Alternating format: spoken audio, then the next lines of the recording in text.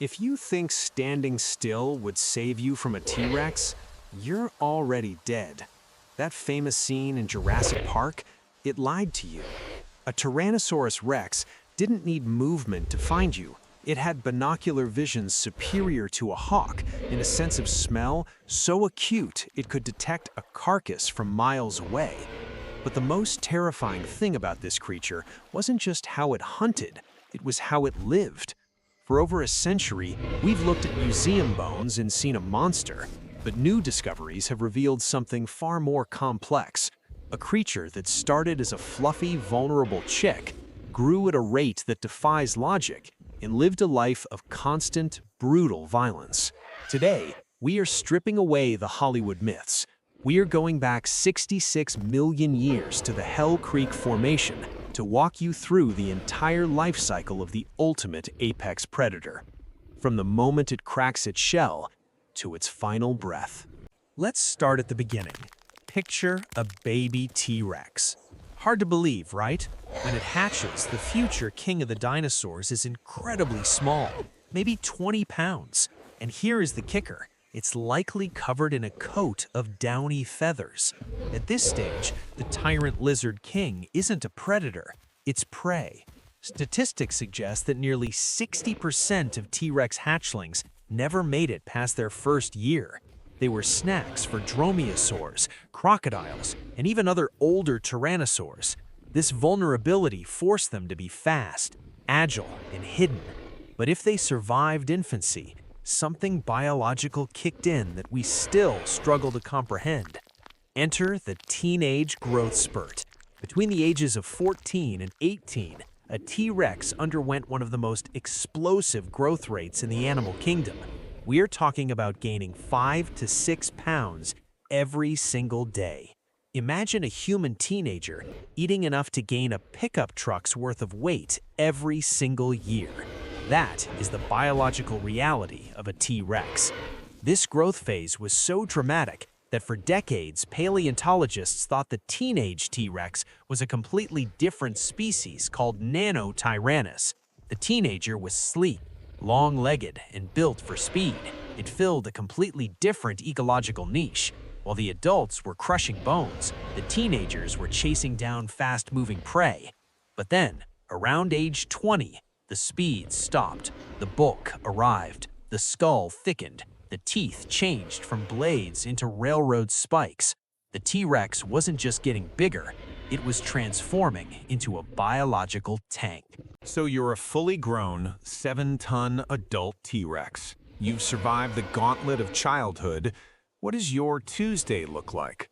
Movies show them roaring constantly, running through jungles and fighting everything in sight. In reality, that's a great way to starve to death. Being this big is expensive. The caloric requirement for an adult T-Rex was astronomical. This means their daily life was dictated by one rule: energy conservation. They weren't mindless monsters, they were calculated biological machines. A typical day involved miles of patrolling, but not running, walking. Biomechanically, a T-Rex was an endurance walker. Their massive legs were designed for energy-efficient striding at around 3 to 5 miles per hour. They would patrol massive territories, potentially hundreds of square miles, listening and sniffing. And here is where the roar myth lies. Predators don't roar when they hunt. They want to be silent. But T-Rexes communicated in a way much scarier than a scream. They likely used infrasound.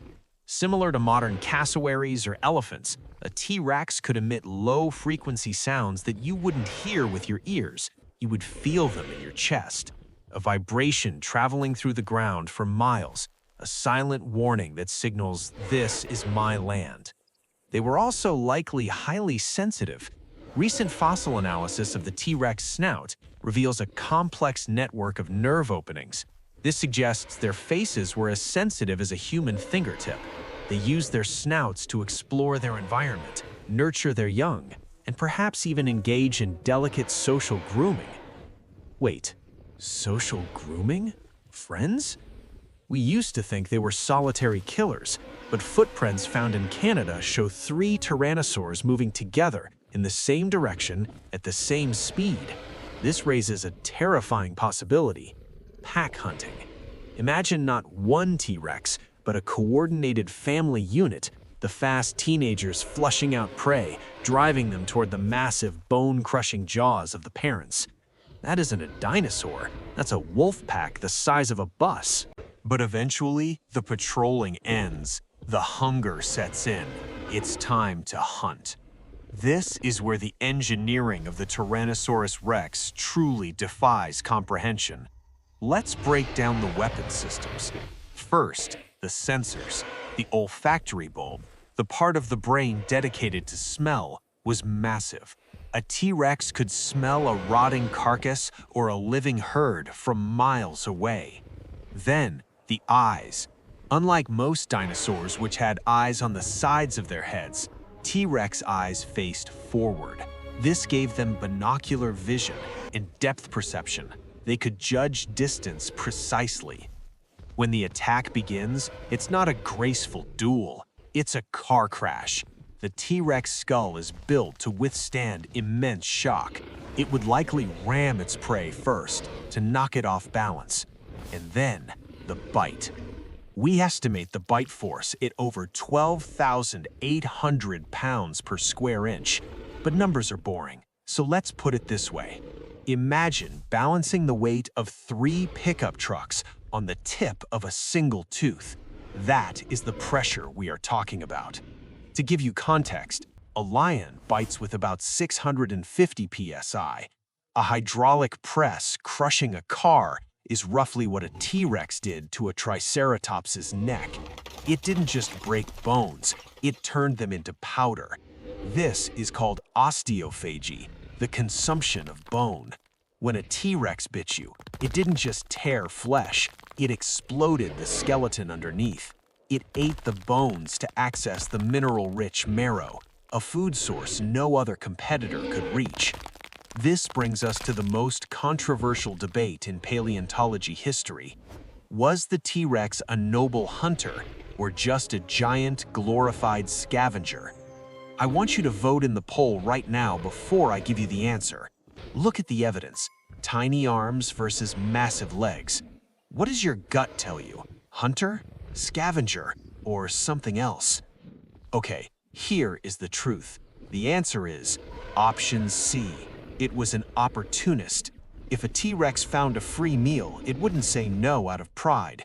It would bully smaller predators off the kill. But we have fossil evidence, healed T-Rex bite marks on the tails of Edmontosaurus that proves they hunted living prey. That dinosaur was attacked, and it escaped. You don't escape from a scavenger, you escape from a failed assassination attempt. For over 2 million years, the T-Rex was the undisputed ruler of North America. Nothing could challenge it. Nothing except the sky. 66 million years ago, a rock the size of Mount Everest slammed into what is now Mexico. The reign of the tyrant king ended not with a whimper, but with a global cataclysm. The impact didn't kill them all instantly, but the aftermath did. The sun was blocked, plants died, the herbivores starved, and the T-Rex, with its massive caloric needs, was the first to fall when the food chain collapsed. They left behind only stone, but in those stones, they left a story of evolutionary perfection. The T-Rex wasn't a mistake of nature. It wasn't a sluggish, tail-dragging lizard. It was a hyper-evolved, affectionate parent, a complex social animal, and a biological machine engineered for absolute dominance. Cinematic, authoritative, engaging. We study the T-Rex not just because it's scary, but because it reminds us of the fragility of dominance. For 2 million years, they were the kings of the world, and in a single day, they became history. But the T-Rex wasn't the only giant to walk the earth. There was another, one that hunted in the water and had a massive sail on its back. So here's my question for you. In a fight between a T-Rex and a Spinosaurus, who actually wins? Not the movie version, but the real scientific version. Let me know your bet in the comments below. If you enjoyed this deep dive into the prehistoric world, make sure to hit that subscribe button. We have a lot more history to uncover. I'll see you in the next one.